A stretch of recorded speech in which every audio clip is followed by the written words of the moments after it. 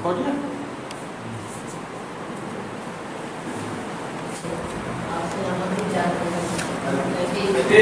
है यज्ञ कुंड समिता समहम जले, सेवा है यज्ञ कुंड समिता समहम जले। दिव्यांगजनों के विकास के लिए सरकार की ओर से कार्यक्रम चलाया जा रहा है, लेकिन सरकारी योजनाओं को मूल रूप देने में बहुत कठिनाइयाँ होती हैं। इसीलिए संघ ने सोचा क्यों न देश के दिव्यांगजनों और सकलांगजनों को साथ लेकर के उनको सक्षम बनाया जाए, उनको स्वसम्मान समाज में जीने का हक हम उनको दिला सकें और उनको सही प्रशिक्षण दे करके और सक्षम बना करके समाज में जीने का स्वाधिकार उनको हम प्रदान करें। इसके लिए इसकी स्थापना तो 20 जून 2008 को नागपुर में हुआ और तब से यहाँ मधुबनी जिला में 3 दिसंबर विकलांग दिवस पर इसकी स्थापना हुई है और तब से यहाँ कार्यक्रम ये चलाया जा रहा है। बात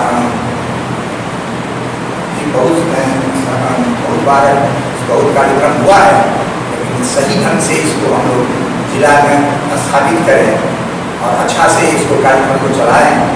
इसके लिए हम लोगों को सक्रिय रूप से भाग लेना पड़ेगा और दिव्यांगजनों को अधिक से अधिक हम सहयोग कर सकें।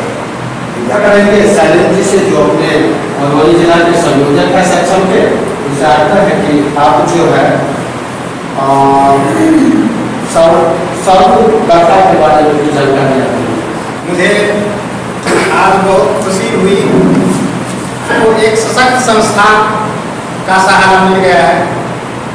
जो मेरी दिली इच्छा थी कि दिव्यांग को सहारा चाहिए,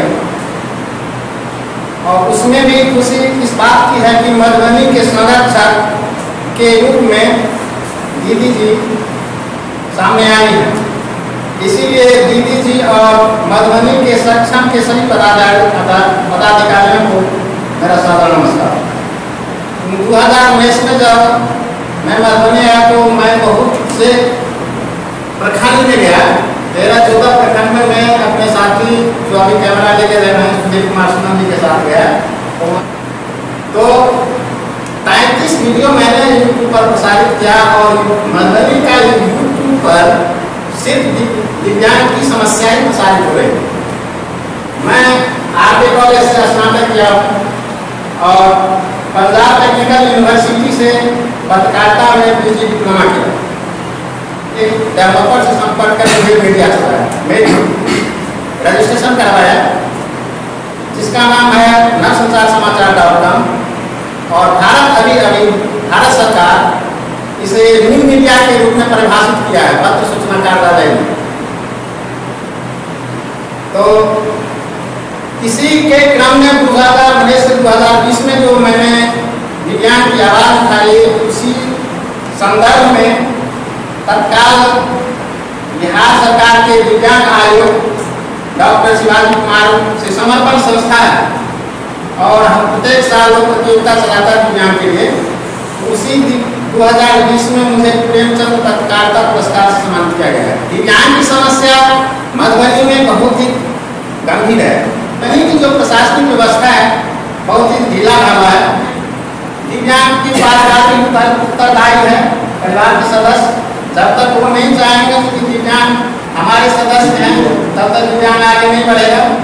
मधुबनी के आरके कॉलेज से 2 प्रोफेसर से संपर्क किया, जिनका एक नीरज जी हैं जो व्हील पर चलते हैं, प्रोफेसर हैं इकोनॉमिक्स के। एक रामपट्टी में एक बैंक ऑफ इंडिया में एक दिव्यांग है जो कंप्यूटर पर है, शायद मैनेजर है, क्या बातचीत नहीं हुआ मैं देखता हूँ। तो ये है पारिवारिक सहयोग। परिवार के सहयोग से यह फीलिंग नहीं होता है कि दिव्यांग है वो अपनी मेधा के आधार पर सक्षम बनता है। और इस मेधा पर समाज का भी सहानुभूति चाहिए, परिवार का तो चाहिए। प्रथम परिवार फिर समाज। तो मैं सक्षम एक परिवार के रूप में मैं चाहता हूँ सक्षम एक परिवार के रूप में दिव्यांग के साथ आए। स्वयंसेवक अर्थ क्या होता है? स्वयं प्रेरणा से जो समाज और राष्ट्र की सेवा करता है।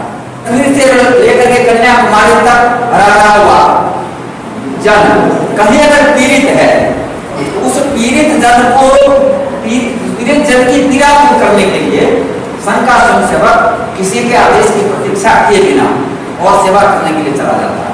आज में व्यक्ति के मन में जब संवेदना लगती है ना, तभी वो समाज के लिए कुछ करने के लिए उद्यत होता है। चांपा अभी छत्तीसगढ़ में पड़ता है, तो चांपा के एक कार्यकर्ता थे, संघ के प्रशिक्षित कार्यकर्ता, वो तहसील कार्यवाह हुआ करते थे, कात्रे जी उनका नाम होता था। अब नहीं सुनिया, तो कात्रे जी को कुष्ठ रोग हो गया। कात्रे जी गए, उस समय अभी भी चलता है, ईसाई मिशनरों की द्वारा सेवा का कार्य चलता है। तो कुष्ठ बस्ती में कुछ लोग जहाँ रहते थे वहाँ सेवा का कार्य चलता था कुष्ठ रोगियों के लिए। तो कात्रे जी गए वहाँ लाभ लेने के लिए, चिकित्सा करवाने के लिए। तो थोड़े दिन चिकित्सा के बाद और मिशनरी के लोगों ने कहा कि आपको धर्म परिवर्तन करना पड़ेगा। तो देखिए, समाज सेवा का काम इस प्रकार के लोग करते हैं। संघ के स्वयंसेवक जो सेवा का काम करते हैं वो बंधुत्व के भाव से करते हैं, परिवार के भाव से करते हैं, ऐसा अपने परिवार के भाव से और संघ के स्वयंसेवक काम करते हैं। लेकिन कुछ लोग सेवा का व्यापार चलाते हैं। वो सेवा करते हैं लेकिन सेवा के बदले धर्म परिवर्तन कराते हैं। तो कात्रे जी को जब ये सुझाव दिया गया कि तुम्हारी सेवा तब होगी जब तुम ईसाई बन जाओगे। प्रेरणा से चलने वाले 4 ऐसे सेवा संगठन हैं, जिसमें से दिव्यांगों के बीच काम करने वाला एक सक्षम भी है। अभी हम लोग दिव्यांग जनों के विकास और उनके सक्षम होने की दृष्टि से चर्चा करने के लिए यहाँ उपस्थित हुए हैं। तो मैंने भूमिका के तौर पर केवल ये बातें कही कि सक्षम भी राष्ट्रीय स्वयंसेवक की अनुसांगिक संघ की अनुसांगिक संगठन है।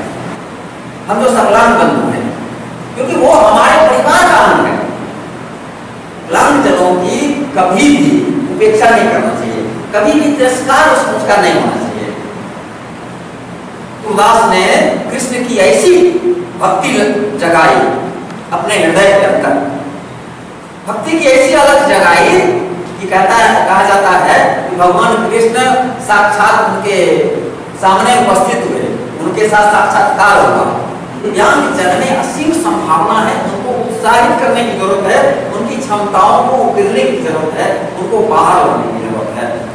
राष्ट्रीय स्वयंसेवक संघ द्वारा प्रेरित सम विकास, समदृष्टि, क्षमता विकास एवं अनुसंधान मंडल यानी सक्षम संघ की प्रेरणा से दिव्यांग जनों के बीच काम कर रहा है। ऊपर हम कृपा कर रहे हैं, ऐसा नहीं, तो कृपा के भाव से नहीं, कर्तव्य के भाव